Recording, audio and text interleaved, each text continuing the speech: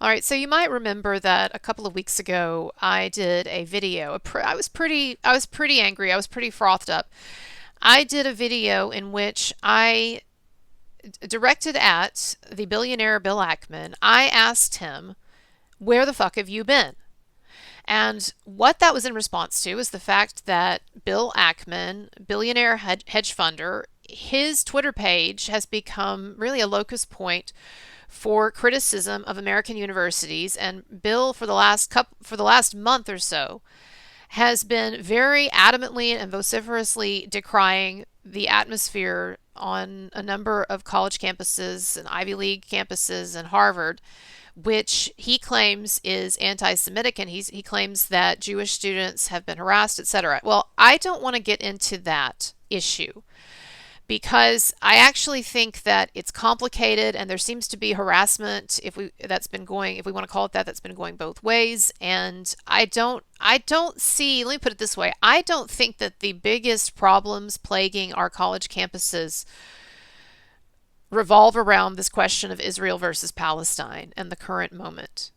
And so what I said to Bill Ackman was, where the fuck have you been? In other words, there have been huge problems plaguing Harvard and plaguing not only the Ivy Leagues, but many, many, many college campuses. And I would dare say that 95% or more of college campuses, we're talking about all the places where you send your kids, 95% or more of them, or where you're going to school currently, those of you in school know what I'm talking about, but 95%, I would say, of colleges in the Western world, particularly, certainly in America, and I can speak to this having spent in my life 20 years in academia in various capacities, most recently a lecturer at a major school. But I can say that the biggest problems plaguing academia are not the current issues. And so it was frustrating for me to see someone like Bill Ackman, who has given millions and millions and millions, like hundreds of millions, right, of dollars to Harvard and all of these other billionaires who've given, probably altogether, who've given into the billions of dollars to these schools, suddenly freaking out because they suddenly see, oh my God, there might be an issue with the political atmosphere on college campuses. Wow. Well, where the fuck have you been? That was what I was saying. Because there have been, even before this whole dust up over the Israeli-Palestinian question and students and whether they're being harassed or whether they're going overboard in their protest or what have you, even before this issue, this question, there have been there's been so much that's been wrong and getting worse and worse about modern Western universities, American universities. And so I said, where the fuck have you been? And so Bill Ackman, he posted on Twitter a couple of days ago, yesterday, I believe, he posted a long letter that he said that he had sent to the president of Harvard. And in this letter, which he published on Twitter, in this letter, he talked about some of the main problems plaguing not only Harvard, but Ivy League schools. And I've got news for him, not just Ivy League schools, but 95% of colleges out there. Even in the South, even in Texas, even in conservative areas. But he had this list of all of these different problems. He said he had talked to a lot of Harvard faculty, and of course, they're all too scared to put their names to it, but they told him, he said, he had talked to a lot of faculty, and it was a list of problems that plagued the modern university. And it was far from a complete list, I'll say. I mean, he listed like 3 things, but at least it was a start. And I was pleased to see that while Bill continues to talk about this question of harassment and anti-Semitic protest on campus, I'm pleased to see that he has broadened his complaints to a list of what I see are some of the bigger and more long-standing and more foundational issues with modern academia, irrespective of this question of the current climate in relation to the Israeli-Palestinian crisis. So I just want to say to Bill, first of all, and also, let me say also that Bill Ackman apologized. He apologized in his tweet and in this letter, he apologized for not having paid attention to the problems with Harvard and with modern college campuses until now. And he even admitted that it would not have taken some great forensic investigation to have realized that there's something wrong. He admitted basically that he's not been paying attention. He's just been giving money and not looking into particularly, I think, where that money's going, or more so the culture and the climate and the functioning of the organization that he's giving the money to, the Harvard in this case. And so I appreciated that he basically admitted that he had dropped the ball in a lot of things and that he had been asleep, but now he is awake and now he sees that there are lots of problems. And so I really appreciated that. It takes a big man to apologize, to admit he was wrong. And I don't have any illusions that he was responding to me because my videos don't get that kind of reach. But I guess that he had gotten some critiques from a number of other people voicing my same opinion, which is, oh, okay, only now you're seeing when it affects something finally that you care about, or it affects you.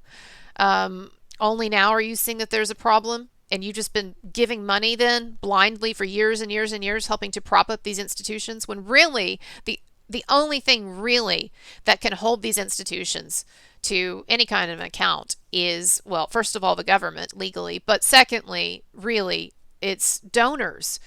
Harvard has a $51 billion endowment, and frankly, that endowment might be big enough that they can just continue to make money off of that, right? And investments and so forth. And so maybe Harvard and some of these schools, with their endowments being what they are so huge that they are actually beyond the opinions now of their donors. And so they can pay lip service to it. Oh, yes, yes, we care. Or we hear you, Mr. Ackman, or what have you. But really what they're thinking is, we've got $51 billion in the bank, in investments. We can weather this storm. It may be, but I will say that having been in academia and being somewhat familiar with the budgetary situations and processes of schools, of some of these schools, even some of them that have really big endowments, you start knocking off hundreds of millions or billions of dollars in donations, you've got their attention. And so to me, it has been frustrating over the years as someone who has been in academia and was trying in the trenches, y'all, to do what I could for the students. In fact, it was kind of a point of pride for me that I was able to work within the system and teach classes that I think were really valuable. I'll tell you an example of this, all right? At the school that I used to teach at, and it's a major college in the South, at the school that I used to teach at, there was a women's studies department. There's a women's studies department, and they offer a course in gender and culture every semester. And you can imagine what a gender and culture course is like these days. You can imagine. And so they had some other lady who was going to teach this in the women's studies department, right? A women's studies professor. And I think she was going to look at the intersectionality of race and gender and blah, blah, blah. And so anyway, but something happened with her. I don't know if she had a medical issue or what, but she had to take a leave. And so they needed somebody to fill the course, and last minute, and they couldn't really find anyone. And so not even a professor of women's studies, but because I have taught a number of film classes and literature classes and so forth, it seemed like a good fit. And so I actually ended up teaching a couple of semesters of gender and culture, a women's studies class. And obviously you can imagine my syllabus looked very different. My reading list, my film list for the course looked very, very different than what they were going to get originally with the other lady. And basically what I tried to do in that class is I tried to take this topic seriously of gender and culture and not look at it from some kind of hyper aggrieved feminist, uber feminist perspective of what are all the terrible things being done to women by patriarchal society and how can we see it in literature and film? No, I wanted to look at life and how some of these films centered around women, or some of these books and films, these great works of literature written by women, produced by women, directed by women, and written about them, really engaged with deeper philosophical ideas, not only about gender, but about life. And so in all of my classes, my goal was always to it was always to give students the education that I thought they probably weren't getting in a lot of their other liberal arts classes. And so at the end of the semester, I remember a number of students thanked me and they said, we're so thankful. We're so glad that you ended up taking over the course because a number of us felt like this was going to be a stupid class and gender and culture, like just really politically oriented and everything. And they said, and instead we ended up learning more about life than we've ever learned before. And so I say that just to say that I spent a lot of time in academia, not only because, it was a job, but also because I did feel, even in the times when I didn't like it or I got bored with it, as particularly toward the end, I did feel that that I was doing some good. Now, I would also tell the students all the time that college cost way too much and that I felt like they probably shouldn't be there. And so, I think some people find my views on academia inconsistent because they say, well, you spent so many years propping up that institution and you're speaking out against it. Well, I was speaking out against it when I was a part of the institution. And I was telling students all the time, I think you pay way too much, or your parents pay way too much, or the government pays way too much for you to be going to this school. The school is way, way overpriced. And I would say, a self-motivated person can learn just as much or more these days on the internet and looking at, and reading things and looking at YouTube videos and stuff. And I said, but of course, a lot of jobs still require this credential. So you could be getting this credential at a much cheaper place. But a lot of students and their parents, a lot of you know this, they want the whole package. They want the big football team that might make it to the playoffs, right? Or make it to the championship and then fail in such a spectacular way that it would pretty much destroy their reputation forever. But anyway, won't talk about that. You can guess who I'm speaking of.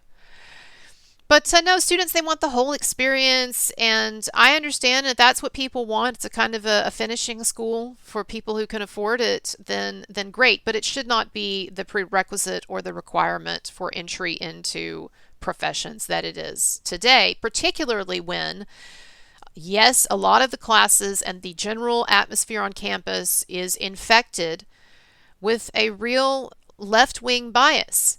And let me just say this, okay? One of the things that Bill Ackman, Bill, that you talked about in your letter to the Harvard president was the fact that that colleges are they're so imbalanced when it comes to the political views of their faculty. And so I saw that somebody had posted underneath your tweet, someone had posted a pie chart showing a survey that had been conducted of Harvard University faculty and their self-avowed political affiliations. And what this pie chart showed was that a huge chunk of the faculty were very liberal, described themselves as very liberal.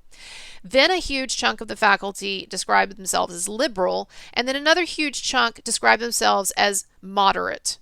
Then there was a tiny sliver described themselves as conservative, and then like a non-existent, like little like hairline for very conservative. And this absolutely matches up with my experience over the last 20 years, both as a student and a grad student, a PhD student, and then a professor. And I was a PhD student at a major top 20 university, and then went to big Texas, decent reputation Texas schools, except for that unfortunate championship they lost. But anyway, this lines up with my experience, is that there are almost no people of an even moderately right-wing perspective in college, teaching college courses. And it's worse in some departments and fields than others. So like if you're in liberal arts, then there's just like, it's almost shocking to find someone who's conservative these days, like in an English department, for instance, right? Or a history or philosophy department. Sometimes in history, because there are people who are, history has a little more still, I think, not much, but a little more political diversity. And then if you get into, the sciences, or you get into law, or you get into other fields, then maybe you have a little bit more diversity because those fields are just generally not as ideological. Although law, I'm hearing that the field of law and law schools, like if you go to a big Ivy League law school, it's just insane how left wing they are and how there really is an orthodoxy that cannot be challenged. But anyway, I digress. I'm just trying to say that yes, there are differences between departments and there are differences between some differences between different fields, but in general, over 95%, I believe over 95% of almost every college campus is going to be to the left. And look, it's not that I have just some horrible issue with liberals or with people having a left-leaning persuasion on stuff. I myself, I'm politically eclectic, and so I'm generally speaking, I think, right of center, but I'm extremely pro-choice, actually pro-abortion, not just pro-choice. Can get into that some other time, but I'm extremely pro-choice on a number of things, and extremely pro-choice, extremely in some ways to the left on certain things. And so, and I went through a phase when I went to college and when I went to grad school initially where I went very far to the left. I really kind of experienced that pendulum thing of growing up in East Texas in an uber conservative area with uber conservative people, and then went to college, went to grad school, swung way to the left because I was so displeased with a number of the problems in this camp, particularly because that was during the war years and George W. Bush's disastrous wars in the Middle East, particularly Iraq. Um, so I swung way to the left. I was going to the right, but I was on the right, swung way to the left, and then started settling back toward the center, and that's more or less where I am now. I think slightly right of center. Now, here's my point: is that I, as long as I've been in academia, I have seen that hiring practices, and I have heard that hiring practices are completely biased against entire groups of people. And so it's one of those things where if you have a certain climate or a certain culture in an academic department, then that climate, that culture will seek to perpetuate itself. And so it's not like there's this rule, don't hire a Republican. It's just that over time, as college departments, academic departments become more and more left-leaning, then those people who do the hiring, they're only attracted, when they're hiring people, they're only attracted to certain topics, certain types of dissertations. There's, as a lot of you know, there are things that if you write about them, if you study them, if you promote them, then you're much more likely to get jobs in academia than if there are other things that are very unpopular. And so what happens is there's just sort of a snowballing effect. And the other thing that Bill Ackman got at in his letter, and this is something that a lot of people don't know because they try to keep it hush hush, but it's definitely something that I heard all the time and experienced, is that it is extremely difficult, or it is much more difficult for a non-minority, particularly a straight white male, but also at times even a white female. Um, it is extremely difficult. It is not extremely, it is much more difficult now for those people to get jobs in academia because there is such strong preference in hiring in academia for people from a perceived marginalized status. And so I can absolutely tell you that there are cases that I know of where the hiring committee just knows before they even look at any of the candidates, they just know that they're going to hire a black person, or they just know that they're going to hire a woman, or preferably, a gay black woman. But they just know that this position, y'all, we're gonna as much as we're gonna do as much as we can not to give this to a straight white male. Now, is it possible if there was a position that opened up where where the straight white male candidate was just head and shoulders above everyone else, quality wise and resume wise and so forth? Is it possible that person could still get in? Of course, yes, there are still straight white men who are getting hired for positions in academia. But I am saying that the preference is heavily, heavily, heavily against men like that, and occasionally, and not occasionally, increasingly, and a lot of you know this. Um, Asians are not considered to be minorities. I'm talking about particularly, yes, Chinese, Japanese, what have you. These are considered increasingly in academia to be privileged groups, just like whites.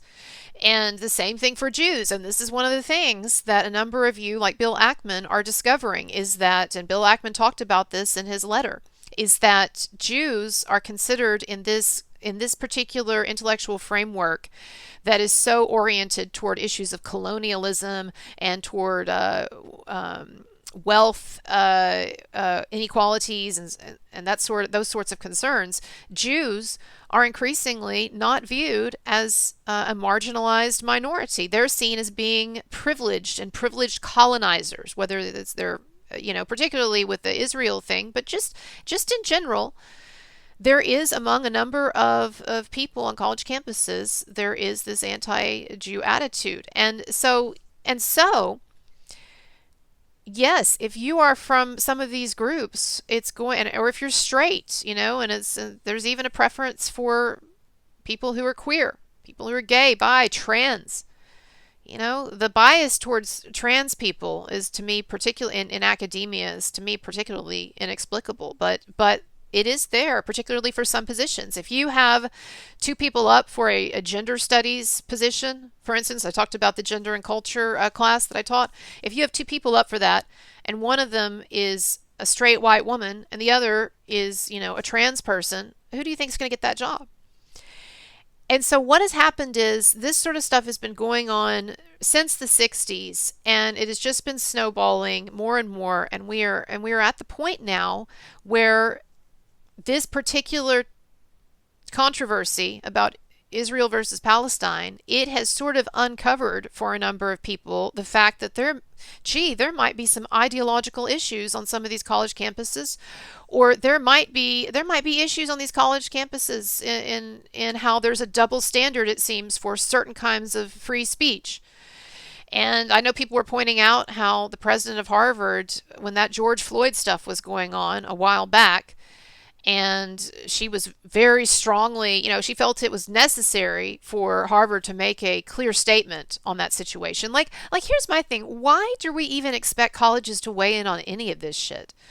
I understand if there's an issue with someone believes that students are being harassed on campus. Okay, that's something to weigh in on. But we need to get away from this idea that colleges need to be weighing in on any ideological issues or any or historical events or things like that. Let's just get back to like fundamental learning, of which there's not enough going on in a number of these classes. But yeah, better in some fields than others. You're going to find less bullshit, I think, if you take an engineering class than if you take a literature class now or film class. But yes, colleges now are astoundingly ideologically weighted toward the left and toward generally the most leftist positions in society. And so yes, you have some moderate liberals at these schools, or self-described moderates. I wonder how moderate they really are. My experience, again, 20 years on college campuses, is that there ain't even a ton of moderates. But you have a college campus that is composed of 95% of one political persuasion, and you don't think that that's going to seep into the culture. You don't think that's going to have an effect on the students. And look, oftentimes bias that these students have to deal with, like conservative students talk about, there's a bias against them. Oftentimes, it may not be directly in policy, and it may not even be directly in grades, although I've seen many occasions where students have complained about the fact that they got a bad grade on a paper, for instance, not because the teacher had issues with the writing of the paper or their process or their expression, but with the views that they were espousing, the politically to the right views. And so I actually do think that in a number of more subjective courses, that may be highly politicized and so forth, that actually there are differences in the grading with certain teachers. But in general, the issue is more one of what you have anytime you have a lot more of one perspective than another, is that smaller perspective, or that perspective that is not represented nearly as fully on campus with your faculty and so forth and your administrators, that perspective is basically suffers a kind of an attitude, a kind of a repression, because students gauge the response that they get from their professors and when they say certain things in class. And there are a lot of professors who feel so sure of their beliefs and love to get on their political soapboxes, or think that a number of their beliefs basically transcend politics and that everybody should just agree with this. I mean, it's just self-evident, right? You're just some kind of like barbarian if you don't if you don't agree that that there's no such thing as biology, or there's no such thing as, biological sex, which is something, there are some people who are really into the trans stuff. They promote that idea. There are a number of professors who actually believe that they are not running highly politicized classrooms because they themselves are not sensitive to all of the ways in which they subtly or unsubtly slight conservative opinions and conservative perspectives. I just want to say, how many times have I heard or seen professors talk shit about Donald Trump? And I don't want to get into a discussion of the merits of that, like if that's deserved or not or whatever. But no professor should be talking shit about the president or about modern political figures. But see, they don't even see that as being, these professors, they don't even see something like that as being a problem. And so what I'm trying to say is that I have observed in many ways that at a very sort of subtle, low-grade level, there is a lot of political repression on campuses, and there is a strong bias that is definitely felt by the students. And also, there are tangible things that are policies that are being enacted at these campuses, left-leaning, ideological, that are tangible, that are in your face. For example, the school that I used to work at, probably one of the best known parts of that campus is a particular statue that's been there for a while, a beloved statue that is, and this statue is a tribute to the original founders of the school, two white guys. And guess what? While I was there several years ago, this was in the wake of the George Floyd stuff, my ex-school that I used to teach at, they created a kind of a complementary structure. It wasn't a sculpture, but it was a structure. It was kind of a statue itself. And they installed this right next to this beloved traditional statue on campus. And do you want to know what this new installation was, this artistic installation that I understand is still there to this day? And it's ugly, and it just obstructs your enjoyment of the larger statue that it's supposed to be complementing. Do you want to know what it's about? It's about race and reconciliation. And if you actually go up to it and you read, it talks about, and it also gives you something to click on so you can go to the website and you can read more. It talks about this school's troubling history when it comes to race. And it talks about racial issues and we need to be more sensitive to them and blah, blah, blah. It's a completely useless statue. And it's there in the middle of campus. So yes, there are lots of things in terms of policies and tangible actions that are ideological in nature, that are very left-leaning, ideological in nature, and that are occurring on college campuses. And there are illegal hiring practices, and yes, that's right, illegal. There are illegal hiring practices being employed and procedures being employed in like 95% of colleges that you send your kids to, where they are blatantly favoring job candidates, based on things that, according to our government, are characteristics that should not enter into one's hiring decisions, like race and sex, gender, and, yes, political orientation. So, somebody should sue the hell out of these schools and get on it and uncover all this stuff. Now, there are other things, too, that Bill does not seem aware of. And so, Bill, if you're still with me, if you've been with me at all, hopefully, watching this, I want to draw your attention to another big problem And I think this is something that has really gone under the radar for a number of people, but a really big problem with modern universities. So many university classes now are being taught by either adjunct instructors, meaning part-time, poorly paid. The average adjunct, by the way, the average part-time university lecturer or professor, at least here in America, they're going to make around 3 to 4 thousand per class, sometimes maybe less. 3 to 4 thousand per class, and they're going to be limited, generally speaking, to 3 courses a semester because the colleges don't want to have to provide benefits that they would if it were a full-time employee. And so anything over 3 counts at universities and colleges, and this community colleges too, counts as a full-time job. So they keep people capped at 3, and they pay them around 3,000, sometimes less, per course.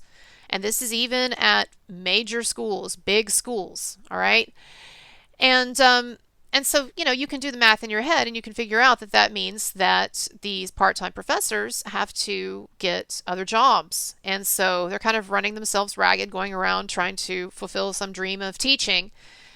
That becomes a financial nightmare for a lot of them. Now, I was lucky enough to have a full-time job where I came from, but I think that it would astound people to know how many of the classes that they are shelling out all this money for, or that our government is shelling out all this money for in loans, how many of these classes are being taught by part-time, poorly paid labor.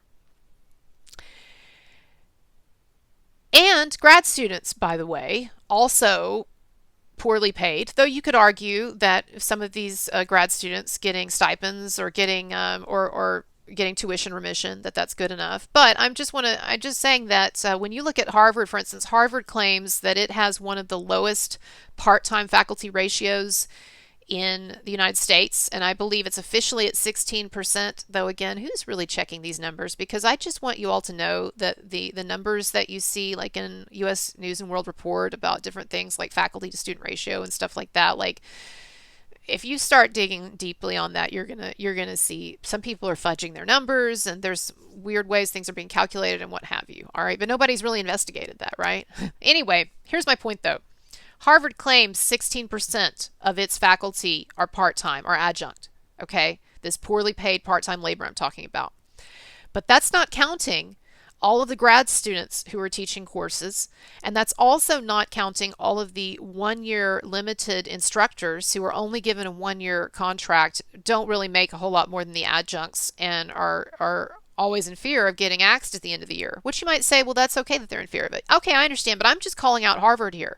I'm just saying that I bet if you dig really deeply into Harvard's stats, I would bet that 50% of Harvard's classes are being taught by not what you would think of as a professor. All right. Now, at other schools, it gets as high as 70% taught by adjuncts. There are a number of schools, and some even big schools, that report 70% of their courses being taught by adjunct labor.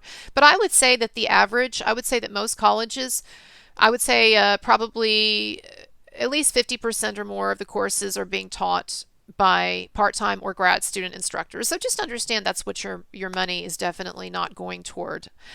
Where is your money going, you parents out there who pay thousands and thousands and thousands of dollars to keep this beastly enterprise going that you at the same time rail against?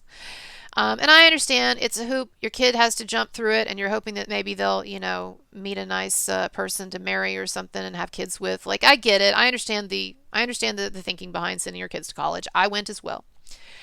But just understand all this money that you are giving these schools and our government is giving these schools, it's going toward primarily administrators, administrative bloat, and building projects. And primarily these things have nothing to do with real foundational deep education, which doesn't require all of these different fancy buildings, and it doesn't require, a lazy pool for the students, and it doesn't require the level of sophistication of these buildings and how beautiful they are, and all that doesn't require that. And also, it doesn't require an entire office devoted to diversity, equity, and inclusion, and policing the what they see as the racist attitudes on campus that don't even exist, of course, if we're talking about Jewish students, for example, right? But I'm telling you, there is so much money that is being spent. There is there is so much money that is being spent on administrator salaries, and those people, unlike the part-time adjunct professors and the grad students and the teachers, these people are making lots of money. Some of these positions are hundreds into the hundreds of thousands. And I'm just talking about someone, say the director of a diversity, equity, and inclusion, which is a completely useless position, and it's very PC, and yes, it's very woke, as most people understand the terms today. They go around giving surveys to people to show, and these little seminars to show them their unconscious bias. I had a class at the school that I was at. We had to take these mandatory classes, multiple classes, to help identify our unconscious bias. And it was like this useless stuff of like, let's sit around and let's talk about, let's talk about instances where we have observed this kind of behavior. But of course, nobody had observed this kind of behavior, so we really didn't have anything to say. And so it was just completely useless. It was completely useless. And they gave us some of these dumb surveys. And, anyway. These people make hundreds of thousands of dollars, and you've got huge offices now, all of this staff devoted to all of these different things, and some of it, yes, is devoted to like student amenities and programs that they say parents want, such as, parents these days are really big into the disability thing.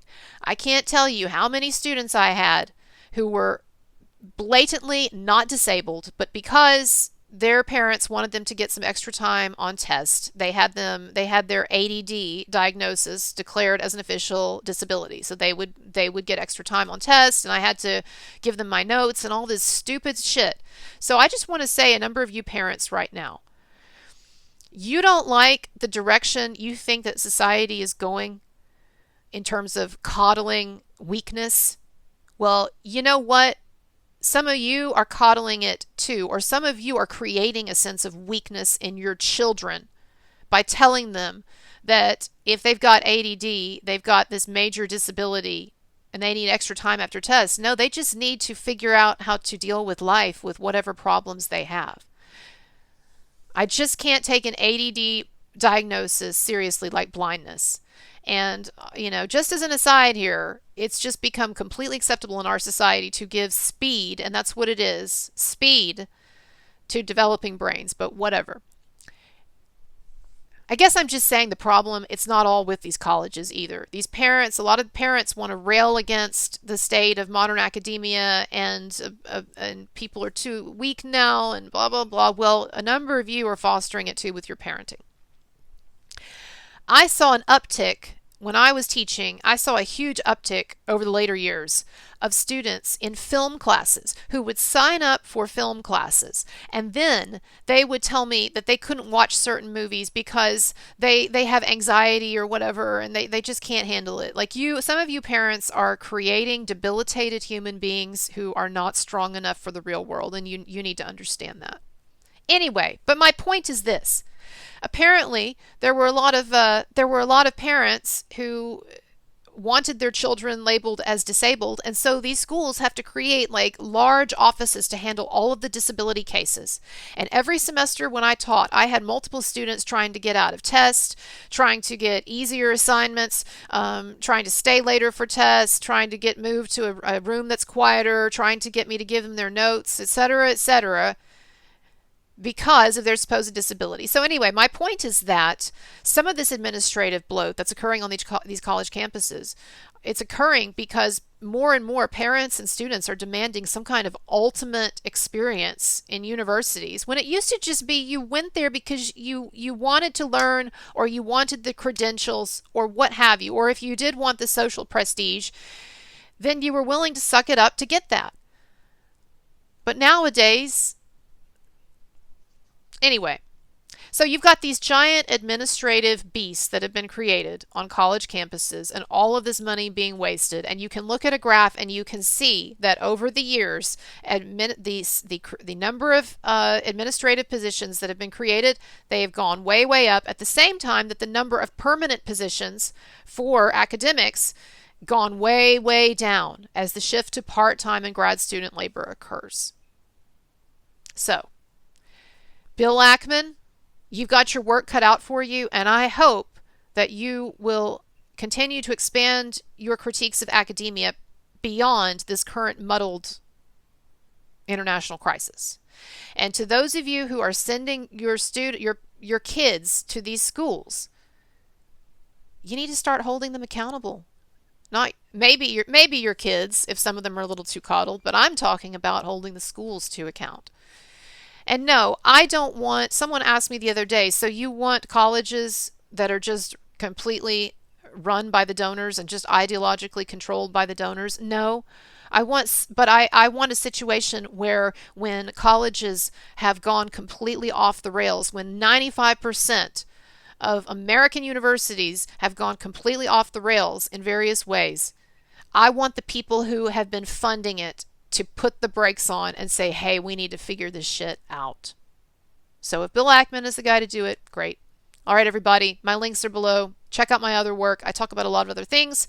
And yeah, I'll see you later.